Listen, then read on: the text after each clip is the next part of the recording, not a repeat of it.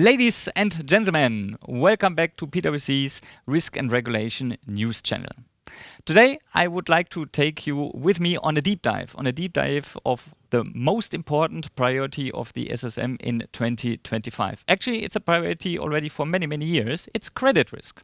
And like always, I'm not doing this alone. I have again an excellent expert of the PwC network here with me, and he was already several times on one of my videos. It's Luís Barbosa from PwC Portugal. Luís, how are you? Hi Martin, I'm fine, thank you. Greetings from Lisbon.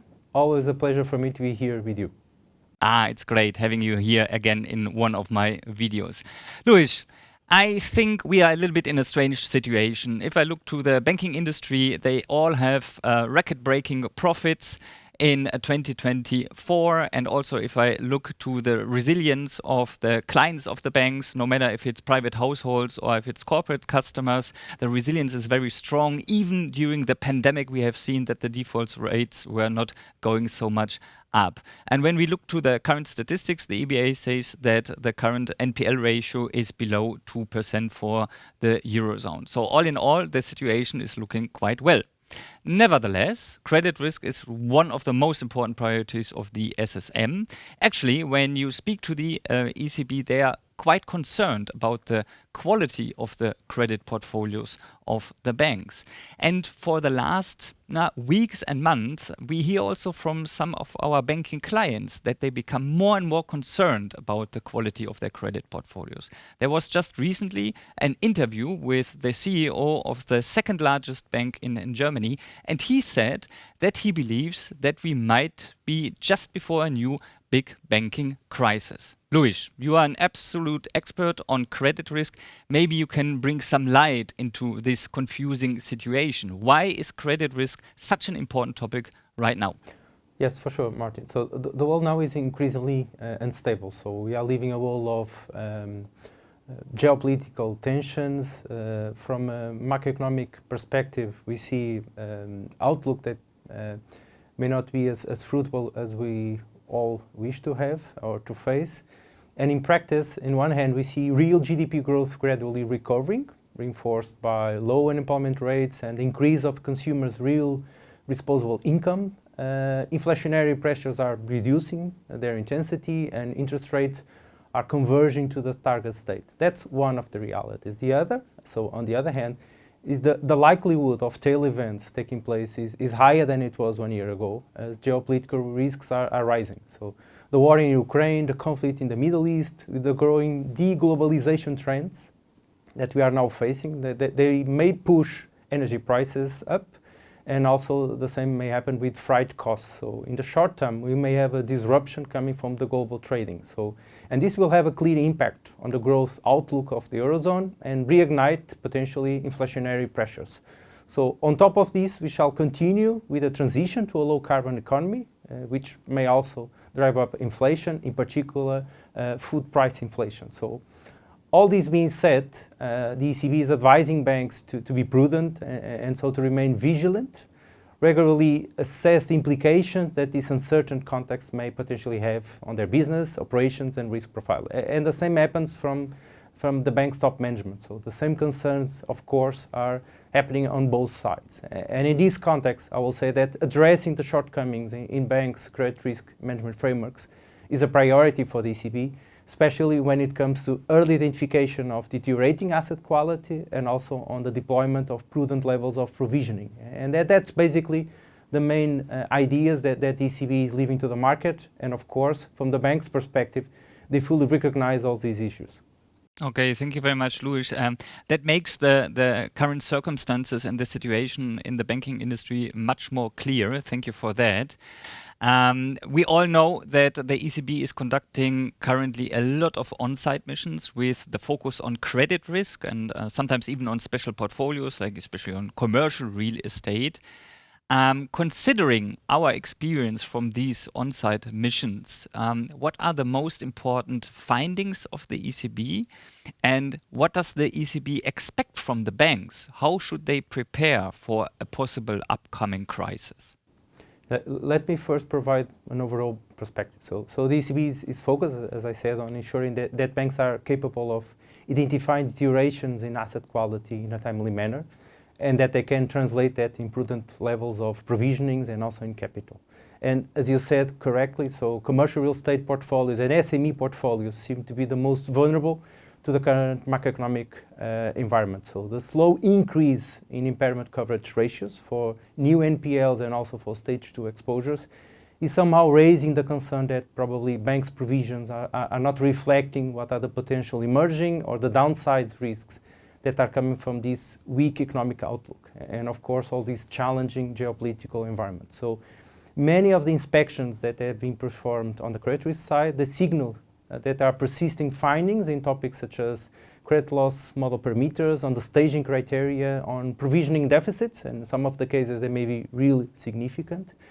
Loan origination, so the loan guidelines, again, reviving in terms of their importance in this context, and also collaterals revaluation. And please bear in mind that whenever we need to reassess the value of a collateral, and in this case a depreciation needs to be signaled, all these effects should also be reflected also on the risk-weighted assets field. And basically, both capital and provisions may be impacted by many of the findings that are being popping up from these inspections. And indeed, all these situations, they were confirmed in the 2024 SREP results. Beyond this, in the last 2 years, the ECB conducted 2 horizontal assessments that were focused on the bank's ability to capture emerging risks through their credit loss models. And indeed, the assessments were quite positive in the sense that novel risks are being captured, in particular CE risks, but when it comes to geopolitical risks, much still has to be done. So we should expect from the ECB that they will continue to engage with banks on the matters that I've mentioned, trying to close the shortcomings that were identified. They shall continue to run target reviews on credit provision models and policies. Again, SMEs, retail and commercial real estate portfolios. They shall continue to assess banks' early identification and capacity to identify borrowers that may be in a distressed situation, so for the most vulnerable portfolios. And last but not least, the focus on the use of overlays and in the coverage of novel risks. So again, geopolitical risks here being completely brought into the equation. Yeah, great. Thank you very much for these valuable insights, Luís. I understood the current macroeconomic situation is difficult and therefore there is a risk for a deterioration of the credit portfolios for sure. But you several times mentioned already the geopolitical risks, and that is a little bit a new type of risk. Actually, it's not really a risk type, but it influences a lot of other types of risk, and especially, of course, credit risk. I speak to a lot of banking clients nowadays, and they are still a little bit in the beginning of analyzing these geopolitical risks. But what would be your advice? How should banks prepare for this new type of risk for that they fulfill the expectations of the ECB? Yeah, to be honest, Martin, much has still to be learned about geopolitical tensions overall and also on the credit risk domain. So we know that these challenges may impact governance arrangements. They put at risk operational resilience from the bank side, and also they question the business models that are being applied, with potential consequences on the risk profiles, especially for banks that have large direct or even indirect balance sheet exposures to counterparties that are affected by these corresponding risks. And indeed, ECB, recognizing that this is a very complex context and that there are many transmission channels that indeed can be brought into the equation geopolitical risks, they are signaling that they will carry out target reviews, very focused on raising awareness, so focusing on risk identification, risk culture, and also risk appetite, and also to bolster banks' resilience to these shocks. And this shall take place in 2025 and in the following years,